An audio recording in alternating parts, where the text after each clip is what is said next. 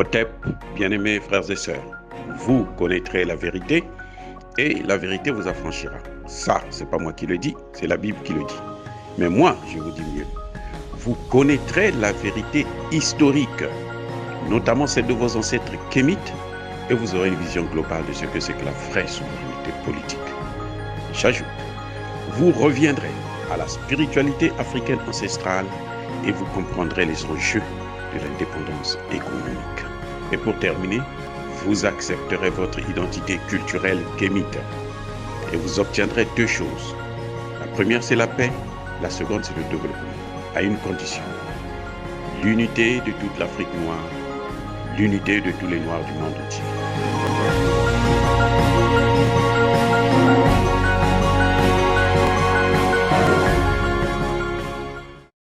Otep à tous, bienvenue sur la chaîne des panafricanistes, par essence, par conviction et par excellence. Celle des citoyens kémites par nécessité et obligation de combat. Nous sommes une chaîne qui n'est guidée que par nos ancêtres et rien que par les ancêtres qui appartiennent à l'égrégore du monde noir. Par conséquent, nous ne croyons en aucun Dieu venu de l'étranger. Toutefois, cette vidéo n'est aucunement destinée à inciter à la haine ou à la violence. Car, écoutez-moi bien, car nous menons un combat qui est d'abord et avant tout spirituel, ensuite il est politique, géopolitique et géostratégique. Contre l'impérialisme, le colonialisme, le néocolonialisme et l'endocolonat, sur la base du principe fondamental que nous avons reçu de nos ancêtres kémites, qui est celui de la Mahat, c'est-à-dire vérité et justice. Vous êtes donc en droit de connaître la vérité. Et nous avons l'obligation de vous dire la vérité et rien que la vérité, afin que justice soit rendue à l'Afrique. Voici ainsi notre modeste contribution dans cette noble lutte en faveur de la souveraineté, la dignité et l'unité africaine. Et ça, c'est le panafricanisme. Oh, bien-aimés frères et sœurs, nous allons vous parler d'un rapport d'idiot écrit par un idiot ou des idiots, présenté pour publier pour des idiots. La phrase n'est pas de moi. La phrase est du président Abdoulaye Wade. Il a sorti cette phrase-là, un discours d'idiot, lu par un idiot, en faveur des idiots. Lorsque Nicolas Sarkozy, le boucher de la Libye, est venu au Sénégal, est venu devant un parterre des chercheurs sénégalais, à l'université Cheikh Anta Diop du Sénégal, c'est-à-dire qu'il était audacieux. À l'université Cheikh Anta Diop du Sénégal, il vient dire l'Afrique n'est jamais rentrée dans l'histoire. C'est lui qui va nous faire rentrer dans l'histoire.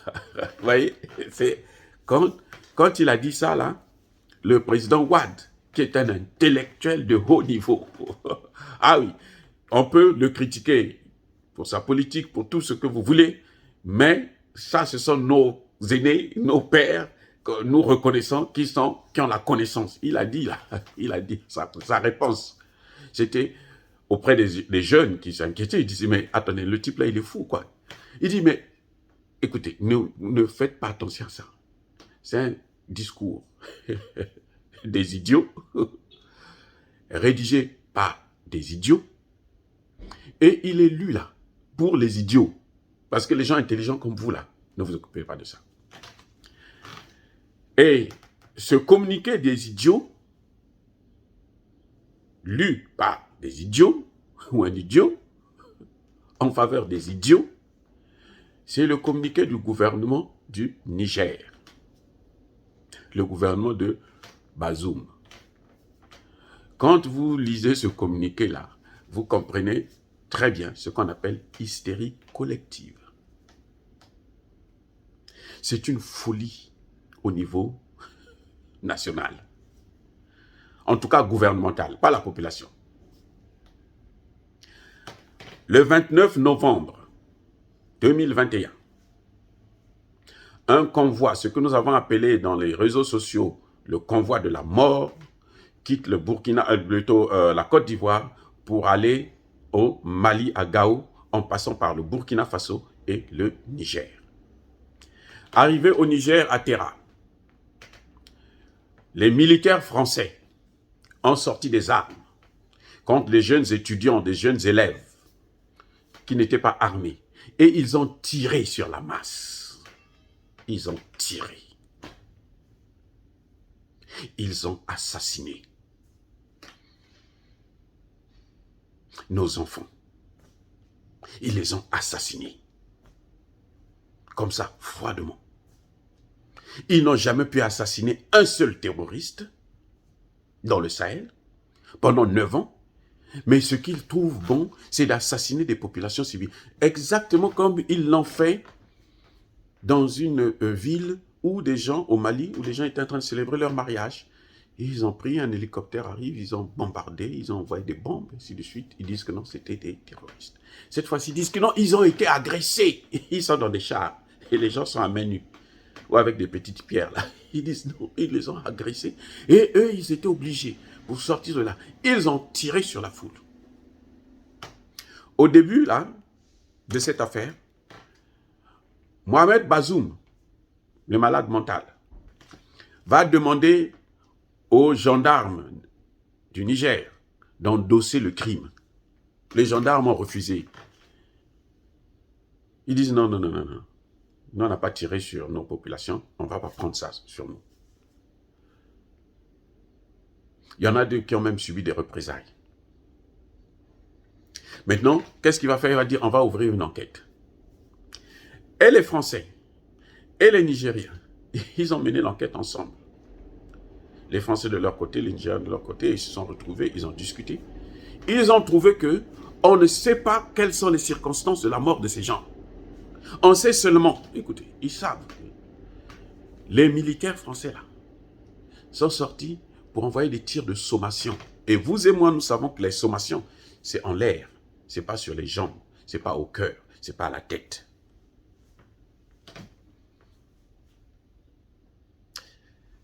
Aïe, aïe, aïe, aïe, aïe, c'est fort. L'audace de Bazoum. Il nous prend pour des idiots, alors qu'il sait que nous ne sommes pas bêtes. Ça veut dire que c'est lui qui est bête. C'est pour ça que je reprends la phrase de Wade pour dire un communiqué des idiots, publié par un idiot, lu par un idiot, et en faveur des idiots. Bazoum dit dans son communiqué que ces jeunes-là, ils n'ont pas été tués, ils n'ont pas été assassinés. Ils sont morts. Ils ont trouvé la mort, c'est-à-dire qu'ils étaient peut-être malades, ou bien ils n'avaient pas mangé, ils avaient faim, ou quelque chose de ce genre, et puis ils sont tombés, raides morts, devant les chars français. Voyez à quel point M. Bazoum se moque de la vie des Africains. Parce que nous sommes tous Nigériens. Surtout en de périodes de douleur, de malheur comme cela.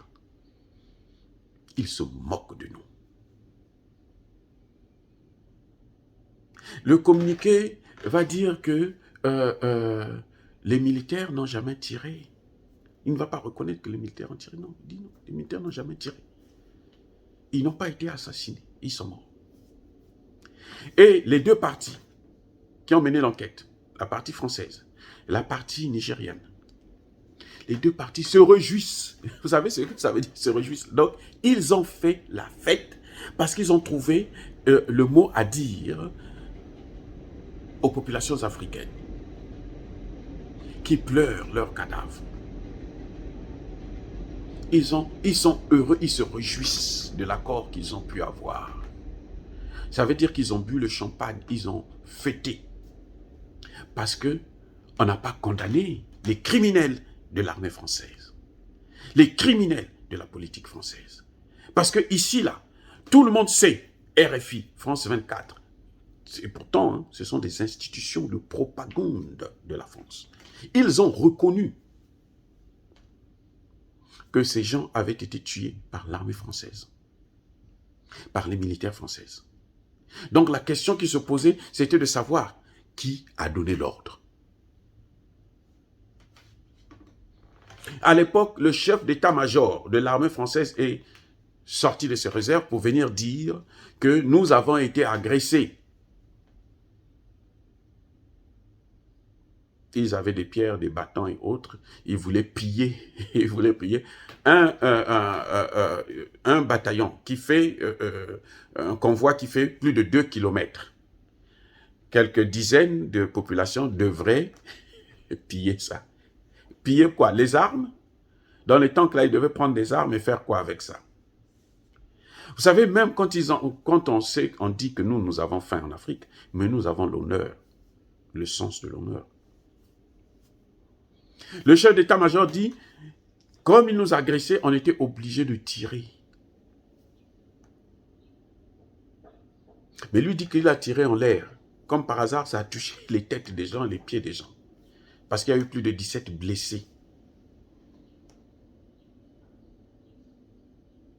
Et donc, en conclusion, ils disent que le gouvernement nigérien endosse une partie des responsabilités, le gouvernement français endosse une partie des responsabilités pour dédommager. Ils sont morts, ils sont décédés. Parce que assassiner et décéder, c'est différent. Ils sont décédés. On ne sait pas ce qui s'est passé. On n'a pas tiré sur eux. Mais vous dédommagez quand même. Mais dédommager tous les morts qu'il y a chaque jour dans nos pays, les gens vont s'enrichir, les familles vont s'enrichir. Ce serait plus simple.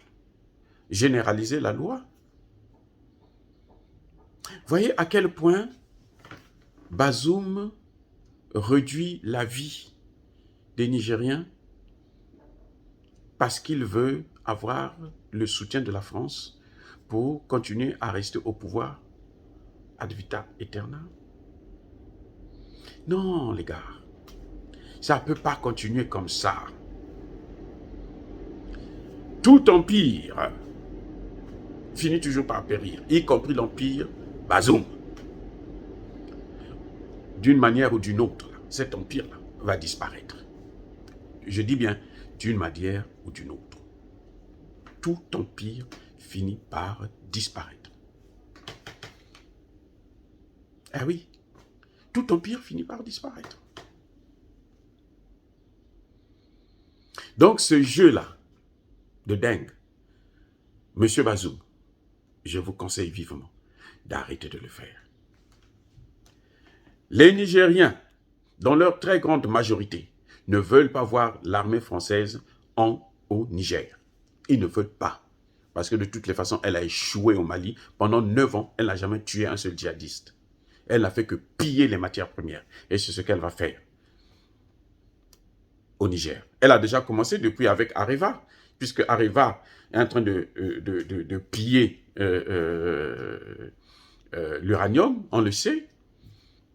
En 2020, le Niger a vendu l'équivalent de 10 millions de dollars. 10 millions de dollars d'uranium. Combien est rentré dans les caisses de l'État du Niger? 160 millions plutôt, pardon. Donc, même pas 1 million, même pas un demi-million. Même pas le quart d'un million. 160 millions, alors qu'ils ont vendu pour 10 milliards. Nous le savons. Donc, M. Bazoum, vous ne vous moquez pas de nous. Nous pleurons nos parents, nous pleurons nos enfants, nous pleurons nos fils, nos filles. Parce que c'était des élèves, hein, des pauvres élèves à l'école.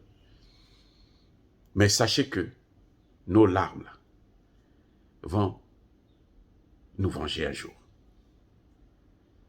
Eh oui. Qui aurait cru que de grands dictateurs. Avant vous, il y en a eu, hein, qui faisaient le jeu de la France là, mais alors trop bien. Ils ont été rattrapés par la réalité. Le dernier en date, là, qui se passe là en ce moment, qui est en Côte d'Ivoire, Blaise Compaoré, qui a servi la France en tuant d'abord Thomas Sankara et en paralysant, stoppant le processus de développement, la dynamique qu'il y avait au Burkina Faso. Une dynamique qui a pris de l'ampleur carrément en Afrique, parce que la jeunesse africaine, tout le monde était imprégné par ça. Où en est-il? Les Français lui refusent le visa pour aller se faire soigner en France. Son petit frère, réfugié en France, les Français veulent le prendre pour le livrer au Burkina Faso, pour qu'on le condamne à la place des Français eux-mêmes. Bref, Monsieur Bazoum, ça ne paye pas. Vous êtes en train de creuser votre propre tombe. Dire cela, c'est inciter à la haine ou à la violence. Non. Nous sommes une force tranquille. Yaba colère ve. Yamalembe. Soyez bénis par le Dieu des Kémites. J'ai dit.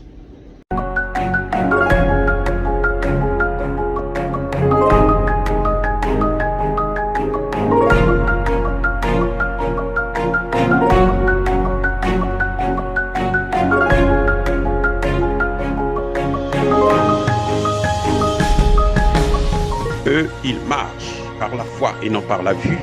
Mais moi, je vous conseille vivement de marcher par la connaissance scientifique et historique, notamment celle de nos ancêtres kémites, par les 5 sens et par l'intelligence. Otep, vive l'Afrique éternelle et que Dieu vous bénisse. Abou Apia.